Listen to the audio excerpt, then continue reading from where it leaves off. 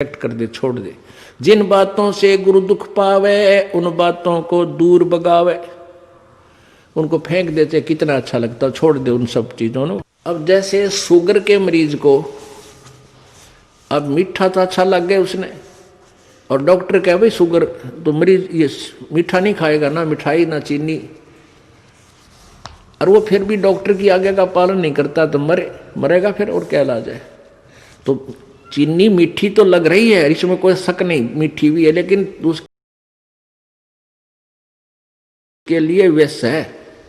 तो ऐसे ही भक्ति मार्ग में गुरु जी की आज्ञा का पालन ना करना विष के तुल्य है, आपकी भक्ति को नष्ट कर देता है। गुरु के सम्मुख वचन ना कहे सो ससरैनी गैनी सुख लह। गुरु जी के सामने एंड बैंड नहीं बोला, क्योंकि गुरु जी के सामने जैसे भगवान के पास जाना होता है, ऐसे ही दृष्टिकोण से आना चाहिए। अपनी फरियाद करे, जो भी आदेश हो श्रोधार्य करे और चल पड़े, चाहे मन कुछ भी सोचता रहे, क्योंकि परमात्मा अंतर्यामी है, आपके सब दुखों से परिचित है, और वो आपके जितनी श्रद्धा आपकी होगी उतना ही निवारण आपको साथ साथ रिजल्ट देते रहेंगे। तो आपने समर्पण और श्रद्धा बढ़ानी है, उसके बढ़ाने के लिए आपको यहाँ बुलाया जाता है, भक्ति कराई जाती है, दान पुण्य करवाया जाता है, सेवा करवाई जाती है, ताकि आपकी श्रद्धा जितनी बढ़ेगी उतना ही प्रभु आपके संकटों का निवारण समांतर करता रहेगा। अब जैसे आप यहाँ आए और आते ही आपको ठीक कर दिया, आप ना हो भूल गए भी यहाँ, क्योंकि हमने देखे झाड़े लवानी है, झाड़े लवाए लाया, हो गया, आराम हो गया, बस ये क्या वहाँ जाना नहीं भूल कर फिर।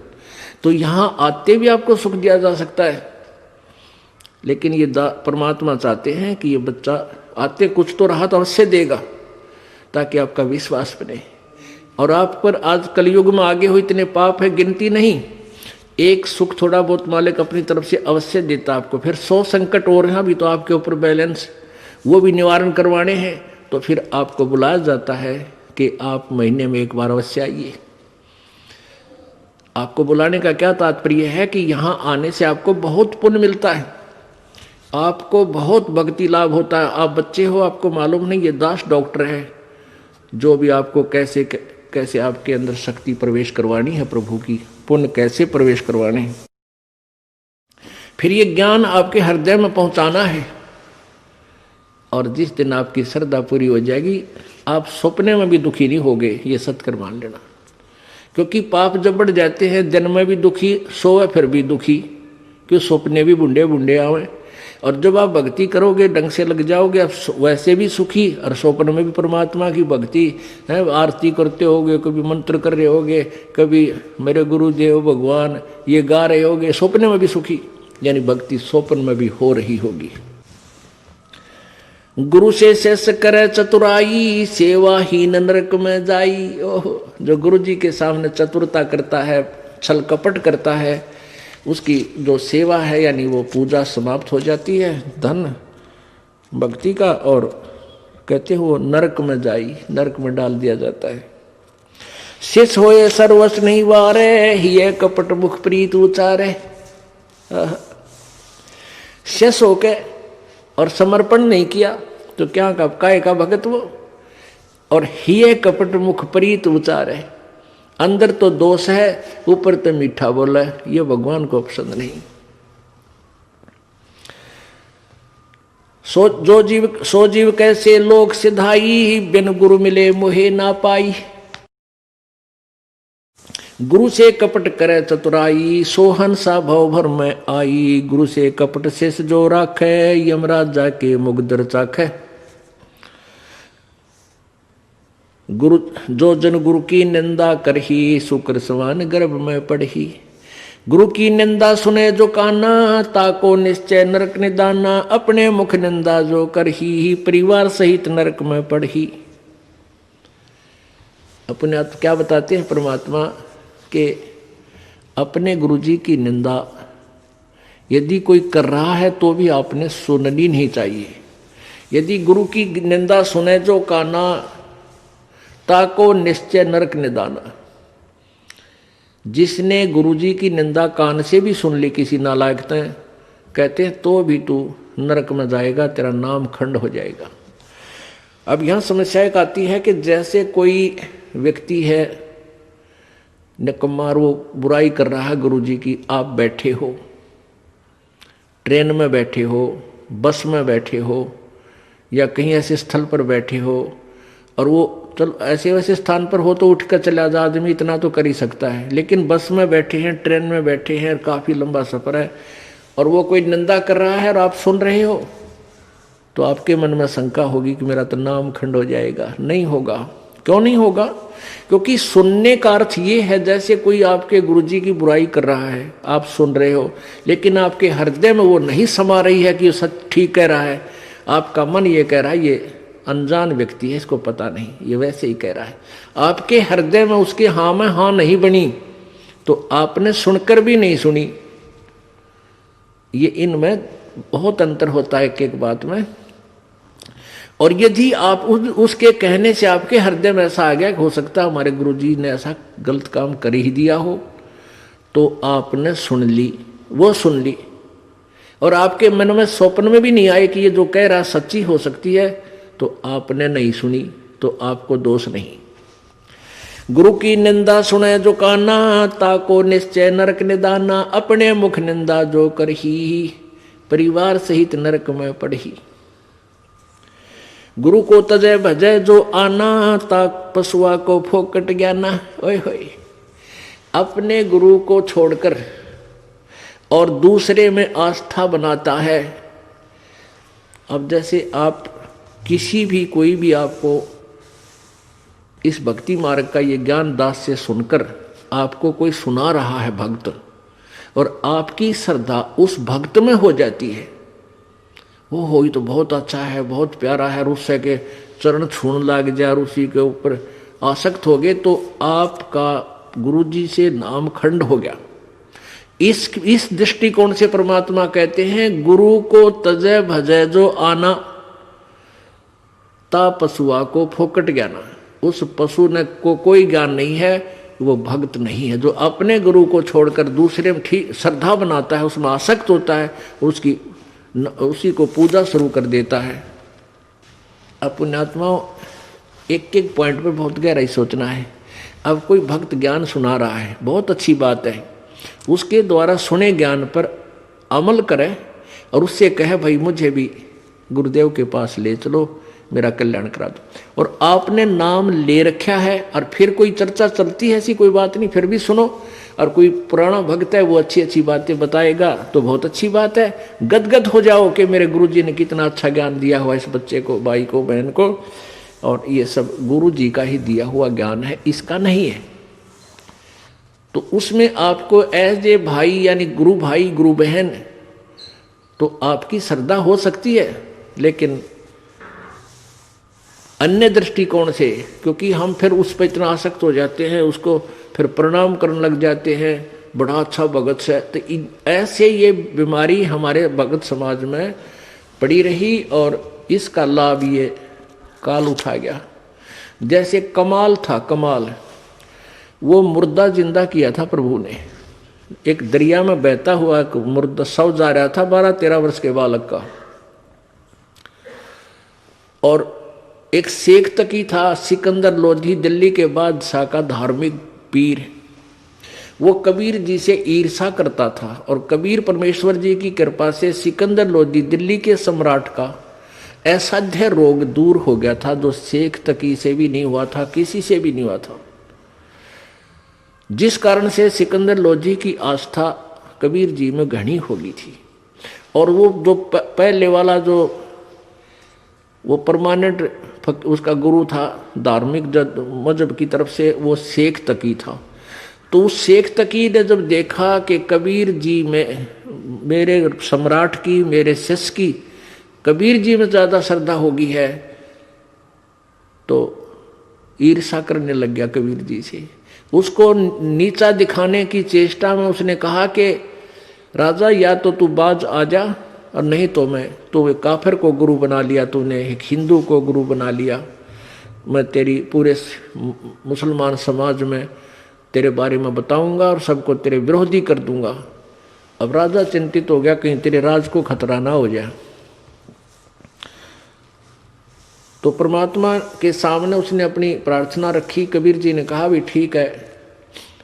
तो शेख तकी ने क्या शर्त रख दी कि मैं जब इसको मानूंगा ये भगवान है, अल्लाह का नबी है, कोई मुर्दे को जीवित कर दे।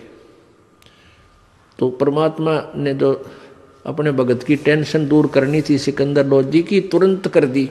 जिस दरिया के किनारे वो खड़े थे वहीं पर एक मुर्दा बच्चे का शव बहता हुआ आ गया। कुछ कबीले ऐसे होते हैं, ना तो वो गाड़ते जमीन में, ना सभा करते, वो जल प्रवाह कर देते हैं मृत्यु होने के बाद के पशु जीव जंतु इसके शरीर का मांस खा कर दुआ देंगे। ऐसे सुसज्जित एक बना करके प्लेटफार्म सा, फ्लोट सा, एक घास फूस का जो तैरता रहे ऐसा बना देते हैं, बेड़ा सा, उसके ऊपर शव को लुटाकर और चलता कर देते। तो उसी समय वो लड़के का शव आ गया। परमेश्वर कबीर जी ने अपनी शक्ति से उसको जीवित कर दिया था। तो सभी ने कहा कमाल कर दिया, कमाल कर दिया। उसका नाम कमाल रख दिया और उस बच्चे को अपने साथ अपने बालक रूप में, शिष्य रूप में रख लिया। अब वो युवा बालक हो गया। कुछ दिनों के बाद 10-15 साल में 20-25 वर्ष की आयु का हो गया।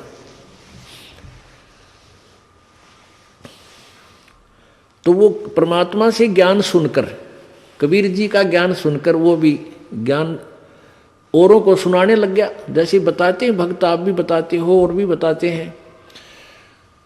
अब जवान लड़का था, अच्छी आवाज थी, बढ़िया गला था, परमात्मा की वाणी गा गा के इतने सुरीले ढंग से सुनावे। तो जो परमात्मा कबीर जी के शिष्य थे वो 64 लाख, उनमें से बहुत सारे कमाल जी के ऊपर आसक्त हो गए। ओहो कमाल तो भाई कमाल है, तेरा नाम भी कमाल, तेरा काम भी कमाल, और भाई तो गुरु जी से भी बढ़कर हो गया। ओहो आप तो गुरु जी से भी अच्छी जो है ना ज्ञान सुनाते हो। अब इस बात से वो कमाल फूल गया, वो यानी उसमें अभिमान छा गया। और कबीर जी परमात्मा उसको बार बार धिक्कारते थे, उसको धमकाते थे कि निकम्मे तू अपना कर्म बना ले और प्रभु मत बनाए। लेकिन ये प्रभुता की भूख इतनी बुरी होती है, जीव नरक जाना स्वीकार कर लेगा, प्रभुता छूटे नहीं। कहते हैं राज तजना सहज है, सहज त्रिया का नेह, और मान बढ़ाई ईर्षा दुर्लभ तजनाई। और जब तक ये नहीं तजे जाएंगे इतना भगवान नहीं मिले। तो हम निकले भगवान के लिए, हमें पता है मनुष्य जीवन मिला भगवान प्राप्ति के लिए, और फिर उसमें कोई वस्तु बाधा उसने फेंक दे तुरंत तोड़ के, उसको एक तरफ फेंके तो भगवान मिले। लेकिन उस कमाल ने परमात्मा के आदेश का पालन किया नहीं, तो प्रभु ने उसको धमका दिया।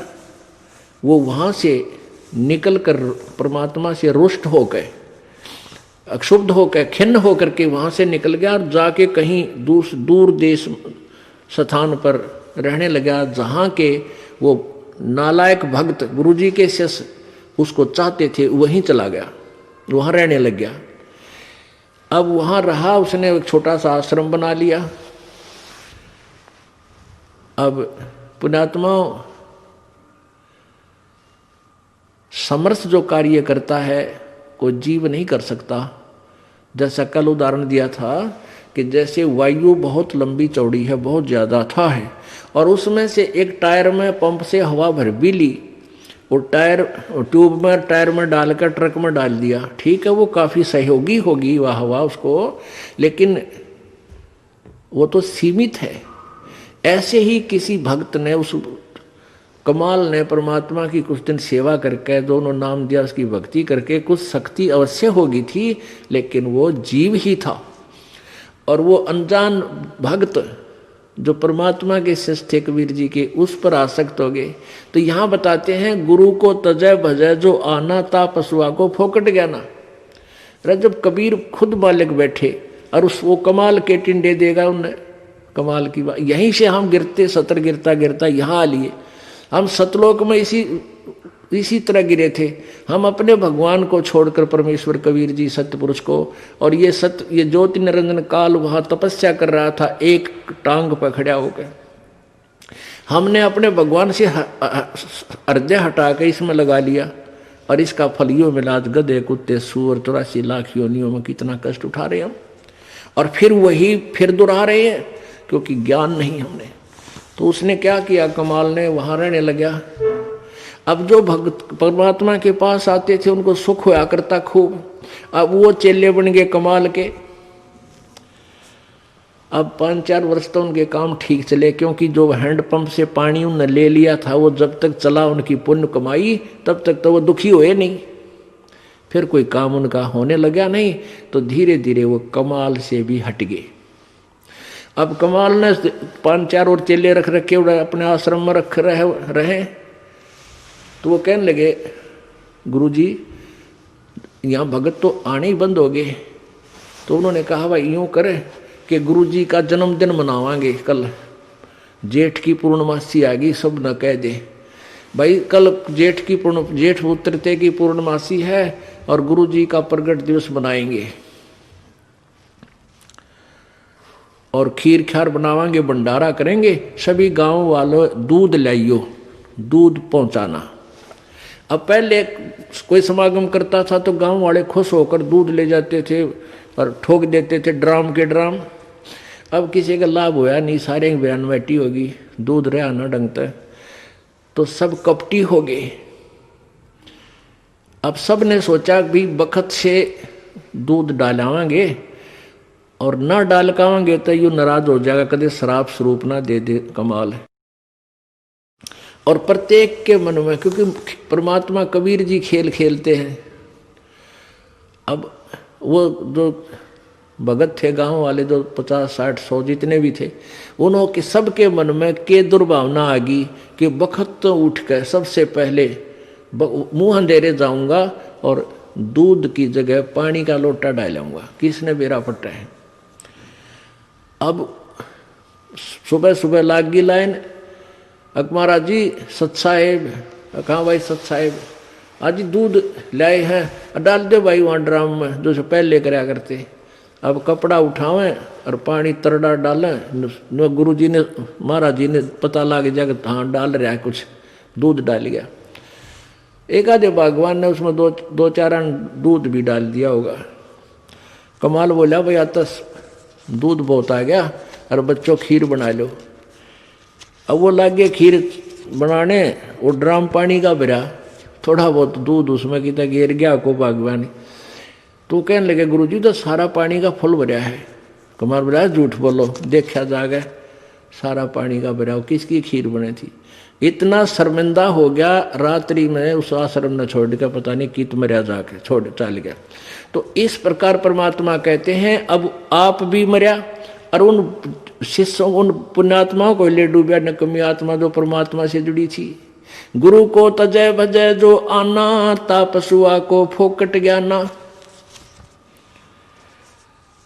गुरु से बैर करे शिष जोई, भजन नास और बहुत बिगोई। पीढ़ी सहित नरक में परही, गुरु आज्ञा शिष लोप जो करही।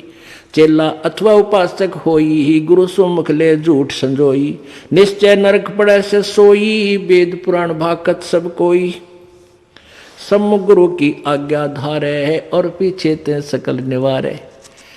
एक सामने आकर के तो हाँ जी हाँ जी हाँ जी, और पीछे ते छोड़ देने कि इधर फिर देखेंगे। तो कहते हैं सम्मुख गुरु की आज्ञा धारे और पीछे ते सकल निवारे, यार सब ने रिजेक्ट कर बैठे। ऐसे नकली शिष्यों का उद्धार नहीं होता। सोच से घोर नरक में पड़ही, रुद्राद पीवे नहीं तरही। मुख पर वचन करे परवाना, घर पर जाए करे विज्ञाना। मुख पर तो सारी बात माने और घर पर जाके चौधरी पाक अपने हिसाब से सेटिंग करो ना, नो ऐसे ठीक नहीं गुरु, ये ऐसे होना चाहिए। तो परमात्मा कहते हैं आप जीव हैं और जीव संज्ञा में ही रहना चाहिए। आपने परमात्मा की आज्ञा में कोई भी दोष नहीं निकालना चाहिए, फाइनल हो। अब गुरु जी की आज्ञा देगा आपको।